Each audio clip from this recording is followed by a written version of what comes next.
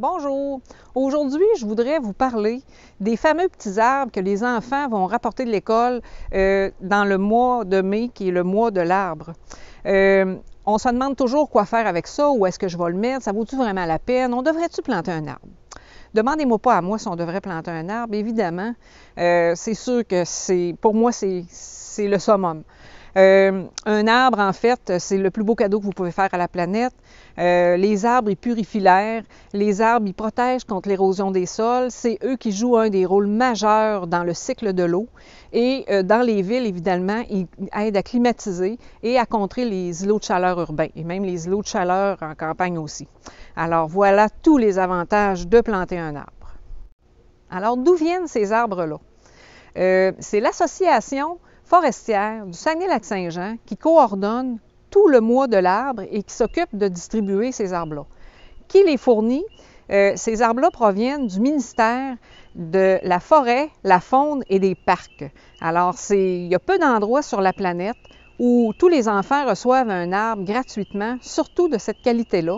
Alors, c'est important de faire un petit plus pour la planète et de bien s'occuper de ces beaux arbres-là. La chose la plus importante, c'est à quel endroit vous devez planter votre arbre.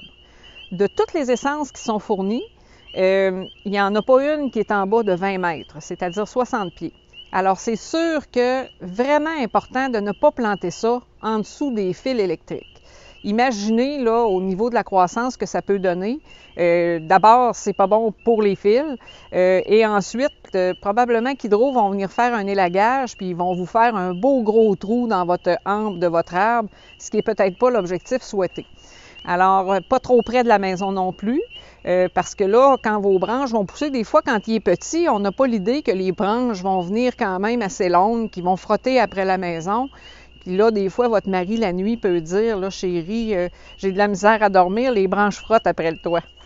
Alors, c'est sûr que pas trop près de la maison non plus, c'est bien important. Je vous inviterai à vous référer, on va mettre le lien dans le bas de la capsule, vous référez au site de l'Association forestière du Saguenay-Lac-Saint-Jean où on a un document qui est produit qui va bien vous expliquer les dimensions, hauteur et largeur de chacune des espèces qui vont vous être remises. Lorsque vous allez recevoir votre carotte, normalement, ces plants-là sont produits dans ce type de contenant-là. Alors, vous allez avoir votre carotte de terre avec votre arbre qui va dépasser.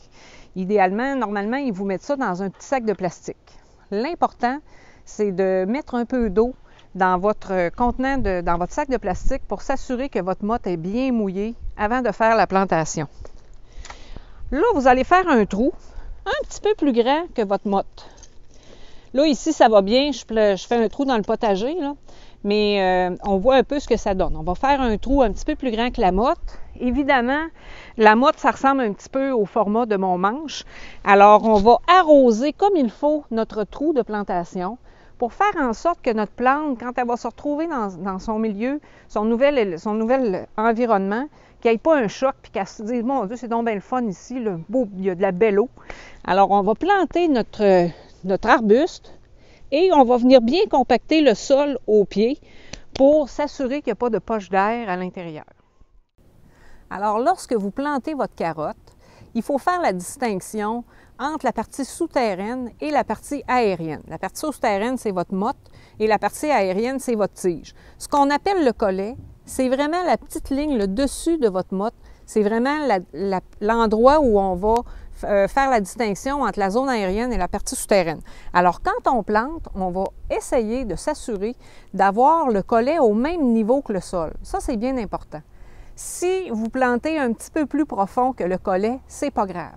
Mais il ne faut surtout pas laisser la motte sortie de terre puis que le collet soit sorti du sol parce que ça, c'est certain que votre arbre, il ne pourra pas prendre ça, il va mourir. Alors, une fois qu'on a planté, on va planter notre belle plante au niveau du collet, le collet au niveau du sol. On peut pratiquer ce qu'on appelle la cuvette autour de notre arbre.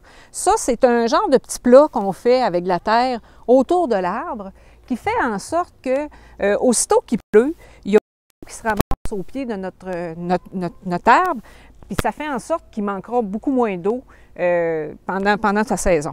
Est-ce qu'on arrose notre arbre? En fait, vous savez, si ça fait 3 semaines qu'il ne pleut pas, évidemment, on va essayer d'arroser pour s'assurer que notre plante ne manque pas d'eau. Parce que c'est vraiment indispensable, l'eau, pour la croissance. Est-ce qu'on doit mettre un tuteur à notre petit arbre? À la hauteur où vous les recevez, normalement, ils n'ont pas besoin de tuteur encore parce qu'ils se tiennent quand même assez bien puis ils sont trop petits pour prendre dans le vent. Par contre, ça ne serait peut-être pas une mauvaise idée de leur mettre un tuteur, ne serait-ce que pour ne pas passer dessus avec la tondeuse. Votre arbre, à partir du moment où il va atteindre une certaine hauteur puis qu'il va faire des branches, il va être plus sujet à être exposé, s'il est exposé au vent surtout, à avoir tendance à bouger puis peut-être pousser croche. À ce moment-là, ça va prendre un tuteur. Le tuteur est là, normalement, environ 2 ans, pour s'assurer que pendant une couple d'années, notre arbre, il ne bouge pas, il pousse droit, puis il va devenir rigide dans cette position-là, ce qui fait qu'avec le temps, il va pousser bien droit.